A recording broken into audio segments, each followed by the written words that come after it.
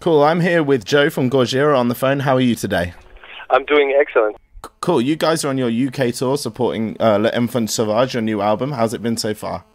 It's doing really good. This tour is actually a very important tour for us because on this album cycle we decide to headline more, and since we've been opening a lot for prestigious bands, like Slayer and Metallica, for the last 4 or 5 years we were opening a lot, and never really had time to do a proper headline tour in Europe, for example. And this is the beginning of something for us, like a new page we're turning. And it's doing great, man. The fans are very excited, and we have a lot of sold-out shows. We started in Moscow, and we played in Scandinavia a lot, and now we're in the UK. And it's just very, very good moment for us. We have a blast on stage. You know what I mean? It's really good. Well, that's awesome, and your new album is, I would say it's a bit more heavy than your other stuff. Would you like to explain how you think your sound is different and how you think maybe this Gojira tour is different to what we've seen before? I don't know. It's hard for me to take distance on the music, really, but I feel that it's the same energy since the beginning, since we're 14, it's the same intention. We just want to create something that makes us feel good, something that's powerful. Of course, that's the one thing we try to create is something powerful and crushing, not necessarily something violent. And with experience and with touring and being a band for so many years, it just takes a different form. And on this album, it seems like yes, it's heavier, but at the same time, there's more atmosphere, and I don't know, it's richer, it's better, faster, stronger. Well, definitely. And when you went into the studio to make this album, was it kind of a statement to make sure it was that way? Because obviously this is your first album on Roadrunner Records, and I think from an extreme metal band, there's always maybe a bit of fear from the fans that maybe this might mean a different. Was it really important for you guys to make this album the best album you could, considering you're on a new label, or do you just do what you want to do, and is that what you've always done? Well, it's a little bit of both, but not because of Roadrunner. I mean, we always try to make our best album. We always put the bar very high, and because of that, we have a pressure already inside. We're always trying to give our best, not because of Roadrunner. And by the way, the album was already composed when we signed the deal with Roadrunner, and until the last minute, we didn't know what was going to happen. Finally, Roadrunner was the best option for us, but I don't think it changed anything on the music. One very good surprise is that we had a very interesting support from Monty Conner, who was A&R at the time at Roadrunner, was working with us. It was more something positive than something like pressure added. It was really, really a good experience and smooth.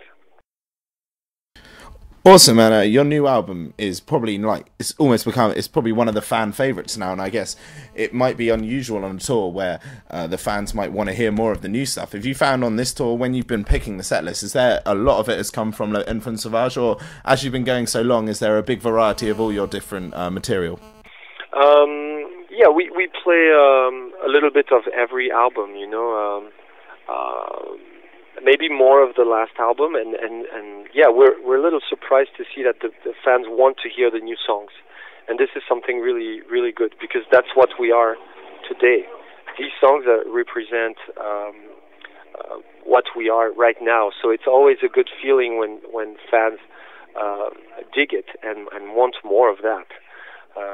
For example, we play a song that's called "The Gift of Guilt," and when we play the intro, the crowd goes nuts. They're like, "Wow!" Like, finally you play that song, and that's really, really rewarding, and very. It's a warm feeling to see that they like what we are today.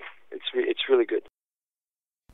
Yeah, definitely. And I mean, a lot of bands say they try and aim what they want to do on what the fans want to hear. But as a sort of maybe a band that's a bit different, do you guys just do what you want to do and hope the fans love it, or do you take a lot of input from what the fans react to? We really we're very selfish. We just play what we want to play. But of course, we consider that the fans want to hear that song or that song, and sometimes we add a song, yes, just because fans are expecting us to play that.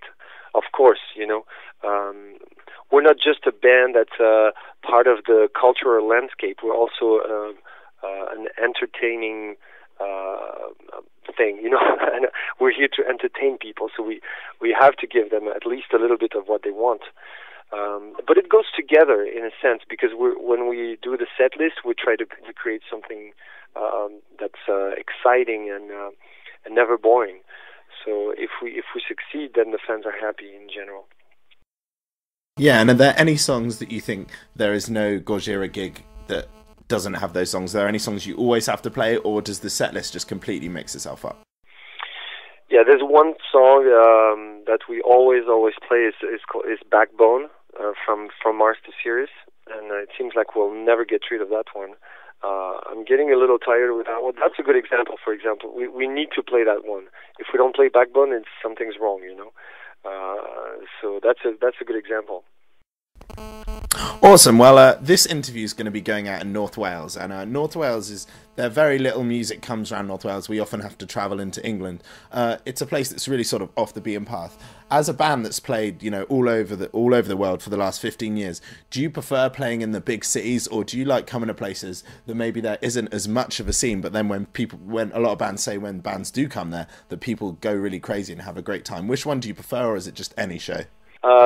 It depends, man. It's very hard to predict how it's going to be. Sometimes the show is not sold out and it's in the countryside, and we feel like people are a little lazy and we think it's going to suck, But no matter what, we give 100%, and sometimes we have a very good surprise, from a very small town gig, and it's the room is on fire.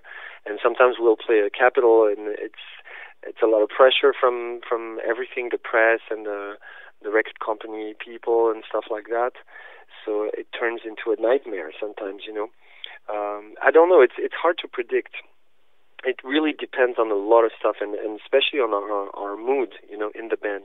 Sometimes we're just in a good mood, and the show is really great no matter what, even if people don't react too much. But for sure, the crowd has a huge impact on the show. If they react good, if they smile, if they're happy, if they jump in the air, like all of a sudden it becomes magical. But there's no rules, really. Definitely. And is there anywhere left in the whole of your career Gorjira are yet to play that you really want to take your band, or have you played pretty much everywhere you've wanted to play? No, actually, there's a lot of places we need to go now. Japan is one of them. We played in Australia, but Japan was just one step from Australia, but we didn't go at this time because there was the tsunami thing going on. But we need to go to Japan still, and that's one important thing. We're going to India this winter in December. That's going to be a very interesting thing already. But yeah, Japan, I would say, will be the next step. I think on this album cycle, we'll go there. Awesome. Well, Joe, thank you so much for your time, and we're now going to play one Gojira song that you think sums up the sound of your band. Do you want to pick a song and tell us why? I'd like to hear Liquid Fire. Awesome. Well, Joe, once again, thank you so much. Thank you. And we'll see you at a gig very soon. All right. Thank you very much, man.